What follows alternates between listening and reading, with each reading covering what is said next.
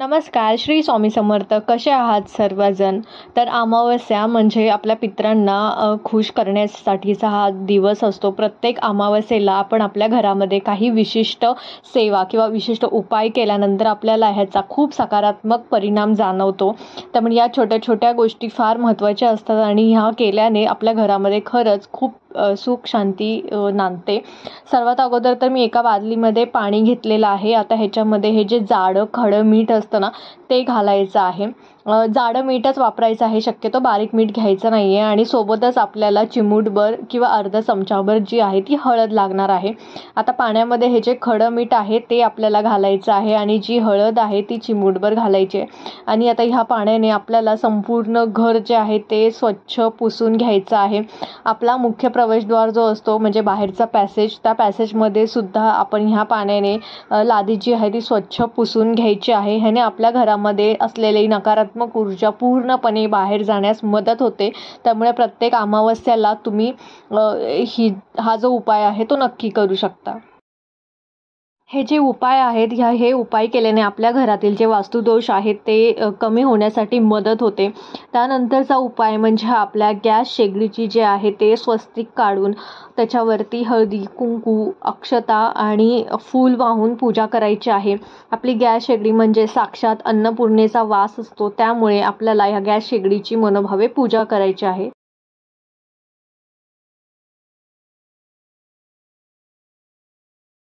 रोजच्या जेवणामध्ये पदार्थ रुचकर होण्यासाठी मिठाचा हा सगळ्यात मोठा वाटा असतो. जर मीठ जास्त झालं तर ते खारट होतं आणि कमी झालं तर जे जेवण आहे ते बेचव होतं. तशाच पद्धतीने मिठाचे अनेक उपाय आहेत, अनेक उपयोग आहेत जे आपण आपल्या घरामध्ये नकारात्मक गोष्टी कमी करण्यासाठी करू शकतो. एक काचेची वाटी घ्यायची आहे आणि त्याच्यामध्ये हे जे जाडं मीठ आहे ते भरून घ्यायचं आहे. त्यासोबत ह्या ज्या लवंगा आहेत 7 घेतलेल्या आहेत, त्या लवंगा ह्या मिठामध्ये आपल्याला अशा पद्धतीने रोवून ठेवायच्या आहेत. आणि हे मीठ ही जी वाटी आहे ती अशा ठिकाणी ठेवायची आहे जिथे कोणाचीही दृष्टी पडणार नाही, कोणालाही ती दिसणार नाही. तुम्ही तुमच्या सोफ्याखाली किंवा बेडखाली किंवा इतर कोणत्याही वस्तूखाली जी आहे ती ठेवू शकता. आणि दर 15 दिवसांनी किंवा ह्या अमावस्याला किंवा त्या पुढच्या अमावस्याला हे जे वाटीतलं मीठ आहे ते आपल्याला बदलायचं आहे. जे मीठ आहे ते तुम्हाला तुमच्या बेसिनमध्ये वाहत्या पाण्याखाली वाहून द्यायचं आहे. हे मीठ आहे ना, जेव्हा तुम्ही काढाल तेव्हा ते पिवळं पडलेलं असेल. याचाच अर्थ असा की जी घरामध्ये नकारात्मक ऊर्जा असते ते मीठ शोषून घेण्यासाठी मदत करते. त्यामुळे हा उपाय नक्की करा.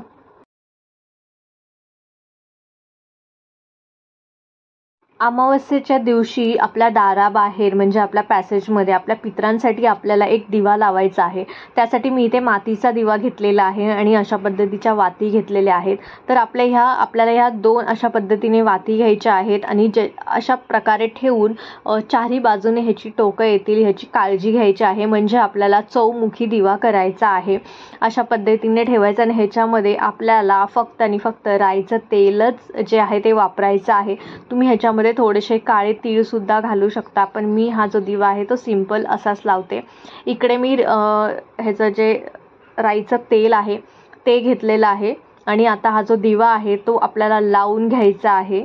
हा दिवा लावताना आपल्याला पितृसूक्त जे आहे ते पठण करायचं आहे किंवा पितरांसाठी इतरही काही मंत्र आहे तो तुम्हाला बोलत हा जो दिवा आहे तो आपल्याला बाहेर उंबरठ्याच्या बाहेर जो पॅसेज असतो तिथे ठेवून द्यायचा आहे.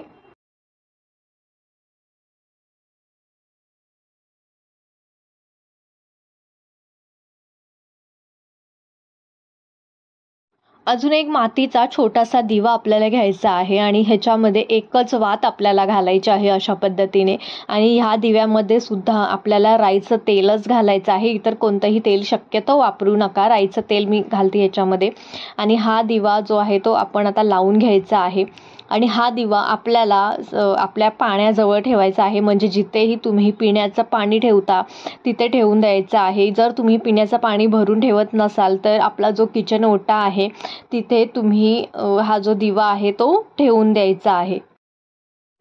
एक नारळ घ्यायचा आहे तुम्ही हा जो नारळ आहे तो घरामध्ये फोडूही शकता देवासमोर, किंवा मग अशा पद्धतीने हा नारळ घेऊन आपल्याला आपल्या मुख्य प्रवेशद्वारावरून 7 वेळा उतरवायचा आहे, जेणेकरून ह्या नारळाद्वारे आपल्या घरामध्ये जी काही नजरबाधा असेल, वास्तुदोष असेल किंवा नकारात्मक गोष्टी असतील तो हा जो नारळ आहे तो खेचून घेईल. हा नारळ उतरवल्यानंतर फोडायचा नाही, हा नारळ आपल्याला कुठेतरी फेकून द्यायचा आहे आणि उतरवल्यानंतर नारळ आपल्याला घरामध्ये अजिबात आणायचा नाही. अजून एक नारळाचा उपाय म्हणजे हा जो नारळ आहे तो आपल्याला घ्यायचा आहे आणि आपल्या घरामध्ये जी काही 2 चाकी असेल, 4 चाकी असेल, ज्या काही गाड्या असतील त्याच्यावरून आपल्याला उतरवून फोडायचा आहे. हळद कुंकू लावून पद्धतशीर आपल्या गाडीची जी आहे ती आपल्याला पूजा करायची आहे. असं केल्याने आपलं जे वाहन असतं ते सुरक्षित होतं असं म्हटलं जातं.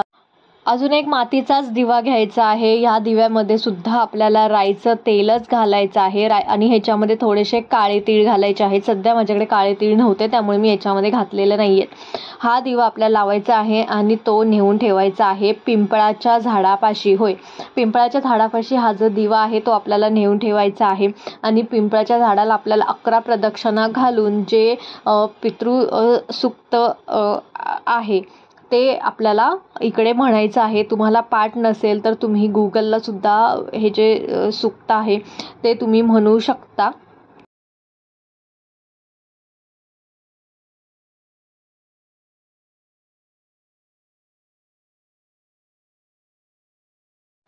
स्वामींच्या केंद्रामध्ये अशा पद्धतीचं हे जे नित्यसेवा पुस्तक आहे ते तुम्हाला मिळून जाईल, ज्याच्यामध्ये सर्व प्रकारचे स्तोत्र मंत्र आपल्याला कोणत्या दिवशी कोणती सेवा करायची आहे ती दिलेली आहे आणि ह्याच्यामध्ये जे पितृसूक्त आहे ते दिलेलं आहे. बघा, अशा पद्धतीने हे त्या दिवशी तुम्हाला वाचायचं आहे आणि ह्याच्यामध्ये जो स्तोत्र आहे ते सुद्धा तुम्हाला बोलायचं आहे आणि ते बोलत बोलत तुम्हाला दिवे जिथे जिथे लावायचे ते लावायचं आहे आणि या दिवशी पक्ष्यांना खायला न विसरता घालायचं आहे आणि त्यांना पाणी सुद्धा ठेवायचं.